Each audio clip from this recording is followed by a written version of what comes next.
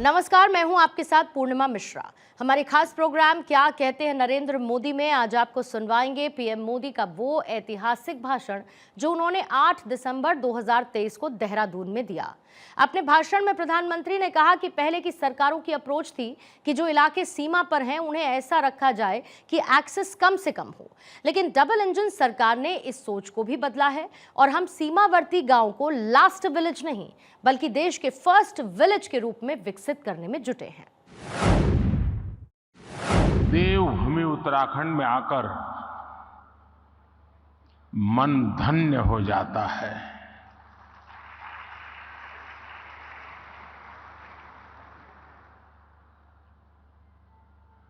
कुछ वर्ष पहले जब मैं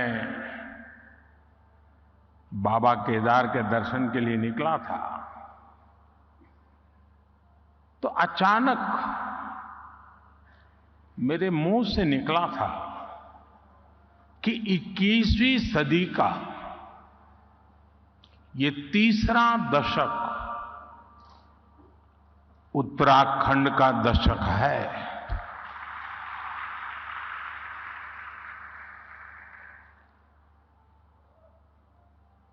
और मुझे खुशी है कि अपने उस कथन को मैं लगातार चरितार्थ होते हुए देख रहा हूं। आप सभी को भी इस गौरव से जुड़ने के लिए, उत्तराखंड की विकास यात्रा से जुड़ने का एक बहुत बड़ा अवसर मिल रहा है। बीते दिनों उत्तरकाशी में टनल से हमारे श्रमिक भाइयों को सुरक्षित निकालने का जो सफल अभियान चला, उसके लिए मैं राज्य सरकार समेत सभी का विशेष तौर पर अभिनंदन करता हूं। साथियों, उत्तराखंड वो राज्य है जहां आपको डिविनिटी और डेवलपमेंट दोनों का अनुभव एक साथ होता है।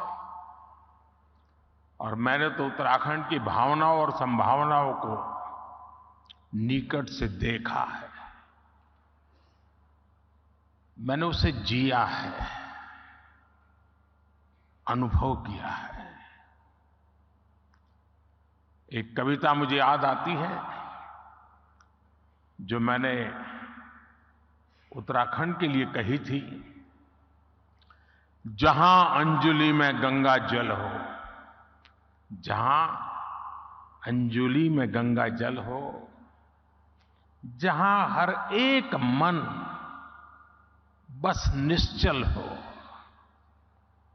जहां गांव-गांव में देशभक्त, जहां नारी में सच्चा बल हो, उस देवभूमि का आशीर्वाद लिए मैं चलता जाता हूं। इस देवभूमि के ध्यान से मैं सदा धन्य हो जाता हूं। हाय भाग्य मेरा, सौभाग्य मेरा, मैं तुमको शीश नवाता हूं। साथियों, सामर्थ्य से भरी ये देवभूमि निश्चित रूप से आपके लिए निवेश के बहुत सारे द्वार खोलने जा रही है। आज भारत विकास भी और विरासत भी जिस मंत्र के साथ आगे बढ़ रहा है, उत्तराखंड उसका प्रखर उदाहरण है। साथियों, आप सभी बिजनेस की दुनिया के दिग्गज हैं और जो बिजनेस की दुनिया के लोग रहते हैं वो जरा अपने काम का स्वॉट एनालिसिस करते हैं। आपकी एकदम कंपनी की ताकत क्या है, कमजोरी क्या है, अवसर क्या है, चुनौतियां क्या है, और आप उसका आकलन कर करके अपनी आगे की रणनीति बनाते हैं। एक राष्ट्र के रूप में आज हम भारत को लेकर ऐसी ही स्वॉट एनालिसिस करें तो क्या पाते हैं? हमें चारों तरफ aspirations, hope, self confidence, innovation और अपॉर्चुनिटी ही दिखेगी। आपको आज देश में पॉलिसी ड्रिवन गवर्नेंस दिखेगी। आपको आज पॉलिटिकल स्टेबिलिटी के लिए देशवासियों का मजबूत आग्रह दिखेगा। आकांक्षी भारत आज अस्थिरता नहीं चाहता, वो स्थिर सरकार चाहता है। हाल में हुए विधानसभा चुनाव में भी हमने ये देखा है, और उत्तराखंड ने लोगों ने पहले ही करके दिखाया है। जनता ने स्थिर और मजबूत सरकारों के लिए जनादेश दिया है। जनता ने गुड गवर्नेंस के लिए वोट दिया, गवर्नेंस के ट्रैक रिकॉर्ड के आधार पर वोट दिया है। आज भारत और भारतीयों को दुनिया जिस उम्मीद और सम्मान से देख रही है, और अभी सभी उद्योग जगत के लोगों ने इस बात का जिक्र भी किया, हर भारतीय एक दायित्व के रूप में इसे ले रहा है। हर देशवासी को लगता है कि विकसित भारत का निर्माण उसकी अपनी जिम्मेदारी है, हर देशवासी की जिम्मेदारी है।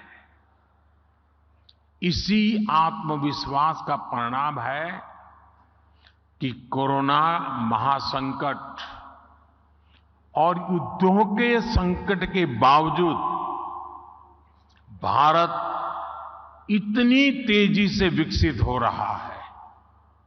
आपने देखा है कि कोरोना वैक्सीन हो या फिर इकोनॉमिक पॉलिसीज, भारत ने अपनी नीतियां, अपने सामर्थ्य पर भरोसा किया। उसी कारण आज भारत बाकी बड़ी अर्थव्यवस्थाओं की तुलना में अलग ही लीग में दिखता है। राष्ट्रीय स्तर पर भारत की इस मजबूती का फायदा उत्तराखंड समेत देश के हर राज्य को हो रहा है। साथियों, इन परिस्थितियों में उत्तराखंड इसलिए भी विशेष हो और स्वाभाविक हो जाता है क्योंकि यहां डबल इंजन सरकार है। उत्तराखंड में डबल इंजन सरकार के डबल प्रयास चारों तरफ दिख रहा है। राज्य सरकार अपनी तरफ से जमीनी सच्चाई को समझते हुए यहां तेजी से काम कर रही है। इसके अलावा भारत सरकार की योजनाओं को, हमारे विजन को भी यहां की सरकार उतनी ही तेजी से जमीन पर उतारती है। आप देखिए, आज भारत सरकार 21वीं सदी के आधुनिक कनेक्टिविटी के इंफ्रास्ट्रक्चर पर उत्तराखंड में अभूतपूर्व इन्वेस्टमेंट कर रही है। केंद्र सरकार के इन प्रयासों के बीच राज्य सरकार भी छोटे शहरों और गांव कस्बों को जोड़ने के लिए पूरी शक्ति से काम कर रही है। आज उत्तराखंड में गांव की सड़कें हो या फिर चार धाम महामार्ग, इन पर अभूतपूर्व गति से काम चल रहा है। वो दिन दूर नहीं जब दिल्ली देहरादून एक्सप्रेसवे से दिल्ली और देहरादून की दूरी 2.5 घंटे होने वाली है। देहरादून और पंतनगर के एयरपोर्ट के विस्तार से एयर कनेक्टिविटी सशक्त होगी। यहां की सरकार हेली टैक्सी सेवाओं को राज्य के भीतर विस्तार दे रही है। ऋषिकेश, कर्णप्रयाग, ये रेल लाइन से यहां की रेल कनेक्टिविटी सशक्त होने वाली। आधुनिक कनेक्टिविटी जीवन तो आसान बना ही रही है, ये बिजनेस को भी आसान बना रही है। इससे खेती हो या फिर टूरिज्म, हर सेक्टर के लिए नई संभावनाएं खुल रही है। लॉजिस्टिक्स हो, स्टोरेज हो, टूर ट्रैवल और हॉस्पिटैलिटी हो, इसके लिए यहां नए रास्ते बन रहे हैं। और ये हर नया रास्ता हर इन्वेस्टर के लिए एक गोल्डन अपॉर्चुनिटी लेकर आया है। साथियों, पहले की सरकारों की अप्रोच थी कि जो इलाके सीमा पर है उन्हें ऐसा रखा जाए कि एक्सेस कम से कम हो। डबल इंजन सरकार ने इस सोच को भी बदला है। हम सीमावर्ती गांवों को लास्ट विलेज नहीं बल्कि देश के फर्स्ट विलेज के रूप में विकसित करने में जुटे हैं।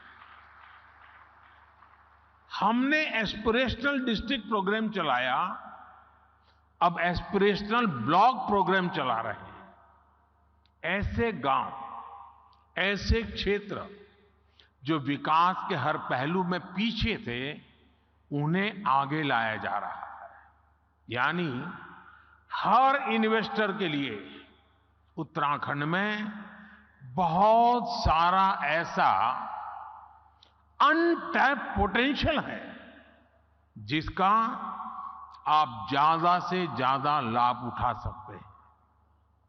साथियों, डबल इंजन सरकार की प्राथमिकताओं का उत्तराखंड को कैसे डबल फायदा मिल रहा है, इसका एक उदाहरण टूरिज्म सेक्टर भी है।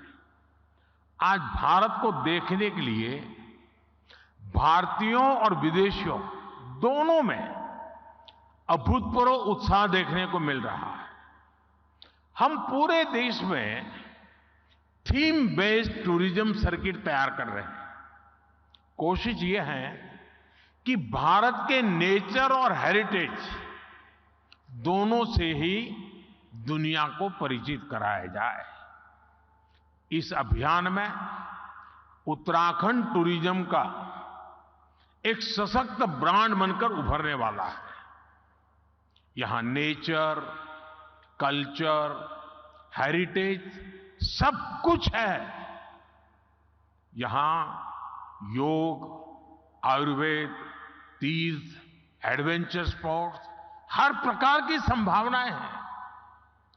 इन्हीं संभावनाओं को एक्सप्लोर करना और उन्हें अवसरों में बदलना, ये आप जैसे साथियों की प्राथमिकता जरूर होनी चाहिए।